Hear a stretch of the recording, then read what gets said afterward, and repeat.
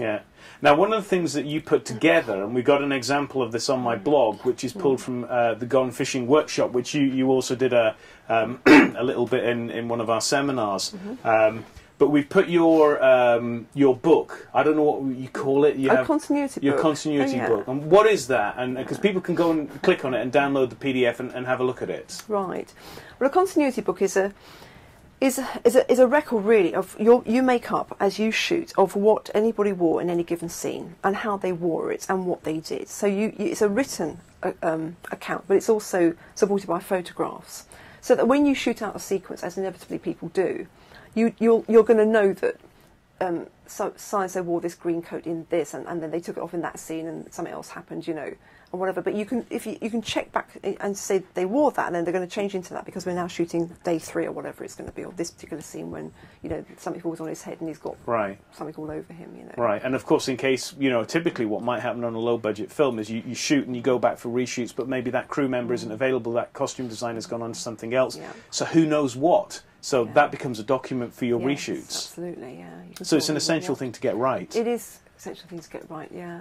Okay, so I'm just going to turn to Laura now and see if there's any questions from the chat room. Laura, are there any questions? There are a couple of questions. Right, can I just push you back as well, right, Linda, just a little bit, and that way a bit as well. There you go. Go on, fire away, Laura. All right, the first one is it's from Steve D, and he says, does it ever happen where a costume looks good in real life but doesn't translate very well on screen? And how do you know when a costume goes from looking realistic to looking sort of over the top or cheesy? I don't know. I mean, cameras are pretty good these days, and they pick up what we see. I mean, obviously the naked eye is brilliant, isn't it? It's the best tool you've got really to assess and everything. But cameras are so good. I don't know that if it looks good to you in your naked eye, then it's going to look hopefully okay on a camera. That's what I kind of feel. Okay, so it's an instinctive thing as well, and I guess, you know, extrapolating out of that is the whole thing of negotiating with the actor about what they feel comfortable in. It's important not to push them into something that they really don't like, they're not going to be happy with, you know. Yeah. You know, it's about negotiation, isn't it? Absolutely, human negotiation. Yeah, Any other questions, Laura? Yeah, one more. Do you keep like a sketchbook that you begin drawing in when you first get offered a job, or what's the process when you? The process often is so quick that, and it depends on what you need to draw. If you need to actually to create something, then yes, I will do little sketches and ideas, etc., and that'll translate into a make or, you know, whatever I'm looking for. But there's so many sources of what you look for. There's photographs, there's footage, there's all sorts of stuff, especially historical stuff. So on a modern show, you wouldn't sit down and start drawing everything. You just use your eyes. You've got to be an observer. So you watch, even if you're on a tube, you're watching how people are dressed and what they are. If you think about it, we read so much about each other, but how we are. It's what our hair and makeup's doing, but also what we wear. We read each other. We are visual animals, and we do that the whole time. That's another thing filmmakers often forget, is that, you know, if somebody got on a train with you and they were dressed as a punk or something, or rock or whatever, you might think, oh, that person might be, you know, a bit dodgy, a bit dangerous. Somebody went in a suit and was a banker. You know, immediately we have preconceived ideas about what that person is, their background, who they're going to be, whether they're going to be good for you or not good for you or whatever, you know, so...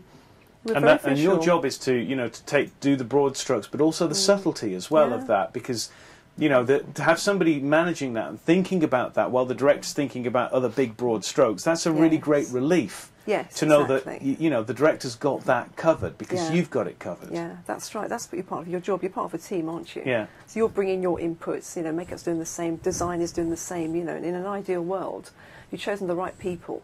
The whole process comes together and works, you know, as a dream, really. Right, right.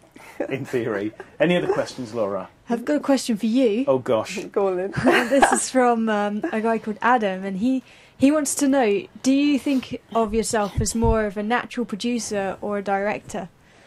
Well, actually, he sent me this question on email, actually, a while back, and I didn't respond to him. He's got you now. Damn it. Fool. You're alive. Do you know, I don't know what the answer to... I don't know why I'm talking to you, Linda, but you're in front of me, so I'll talk to you.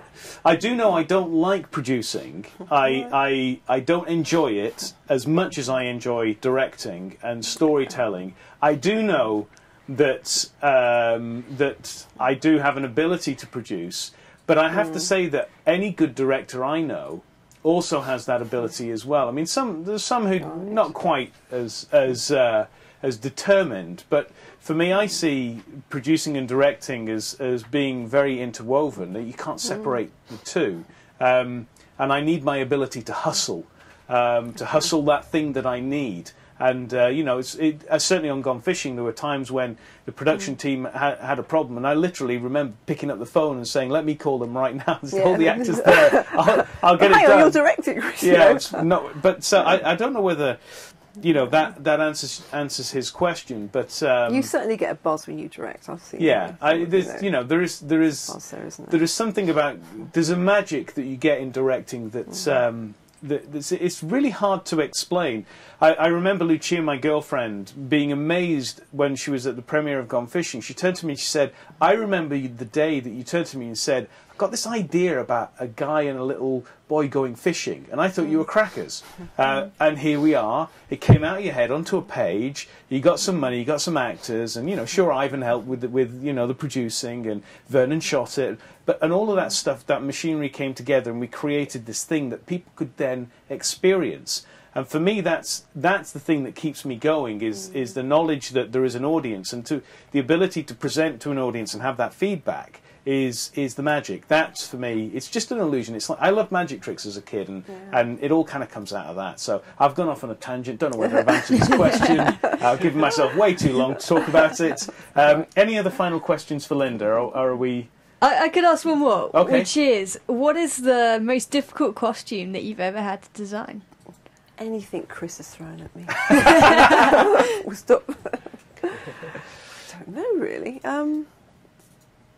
Do you know what? Blank. It's not the most difficult the difficult thing you've had to design, but maybe the most difficult situation, and it's not probably the most difficult you've been in. But I remember on Gone Fishing, particularly, we ran over one day, which meant we lost one actor, and I remember coming to you at like 6 o'clock saying, here's the guy who runs the fisheries where we're shooting. He's now an actor, right? Will he fit in the costume? Will he fit? Yes. So, you know, that's probably not the right answer, but it's in the right ballpark of the difficulties that you face. Yeah, it's being flexible, isn't it?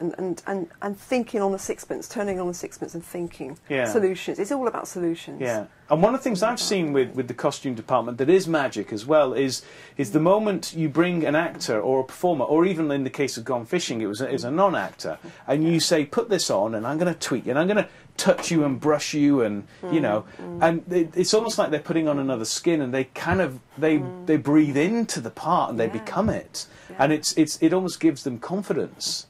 Well, that's what we're there for. We are enablers, and if we don't enable an actor or actress to be able to inhabit the part and the role that they're creating, then we're not doing the job.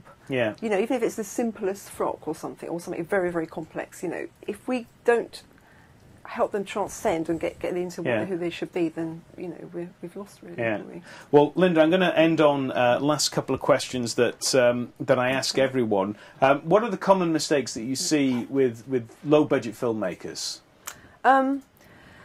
Maybe not being over-ambitious in what they can have with what they've already got, or the resources they've got, for example. So, you know, no good coming to somebody and saying, "Oh, I'm doing this show, we're doing a modern show, it's okay, everyone can wear their own. And, oh, by the way, we've got a flashback scene, and it's period, and there's 15 characters, and, okay, how much budget you got? 400 quid?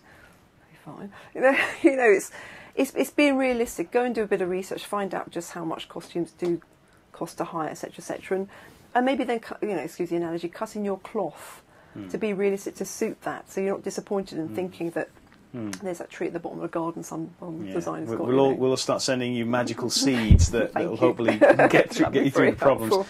Final question then, and again I ask this to everyone, what advice would you offer a new filmmaker, an emerging filmmaker? One single piece of advice. It doesn't have to be about costume, it can be about anything. I think get the best team around you that you can get, that people that really are on your side, people that are really going to gel together, because when you get a unit that's happy and works together beautifully as a family, if you like, you know, then they'll go the extra mile for you. They really will. So, you know, get people that are willing and keen and able to do their job. Work with talent. Yeah. Good. All right, Linda. Well, thank you so much for joining us in the production office.